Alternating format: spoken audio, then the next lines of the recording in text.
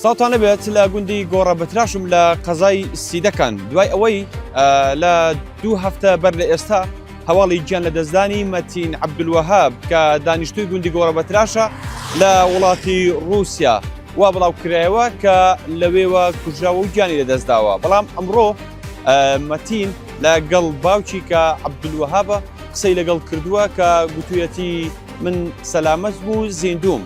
من کەمێک بەر لە ئێستا لە ماڵی ئەوان بووم قسم لەگەڵ باوکی کرد و لەگەڵ براکانی کرد کە هەواڵەکە بەڵێ ڕاستە قسەیان لەگەڵ کوڕەکەیان کردووە کە کوڕەکەیان هەتا ئێستا سەلامەتە. ئەمە لە دوای ئەوەوە دێت لە مانگی 8 ساڵی ڕابردوو مەتین عەبدولوەهاب کە بە قسەی خۆیان بێت بە قسەی کەسوکاری بێت لەلایەن گروپێکەوە هەڵخەڵەتێنراوە و براوە بۆ وڵاتی رووسیا. دوای ئەوەی کە هەواڵی گیان لە دەستدانی بڵاو بووە هەر لە بەردەم ماڵەکەی خۆی لە نێو حەوشەی ماڵەکەیاندا بۆ ماوەی 6 ڕۆژ پرسە بوو.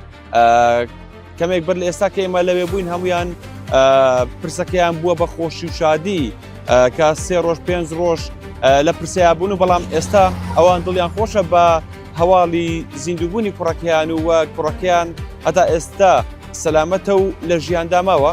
ئەم بابەتە لە چەند ڕۆژی ڕابردوودا وا بڵاوکرایەوە کە گیانی لەدەستداوە، بەڵام بەپێی ئەوەی کە لە دوێنێشەوە لە ڕێگەی نامەیەکەوە پەیوەندی بە باوکیەوە کردووە و تەلەفۆن قسەی لەگەڵ باوکی کردووە کە وتوێتی من سەلامەت بوو لە ژیاندا ماوم و ئەمە ئەو گوندەیە کە گوندی گۆڕەبەتراشە ماڵی مەتین عەبدولوەهاب لەوێ بووە. لە ئێستادا مەتین زیندووە و سەلامەتە.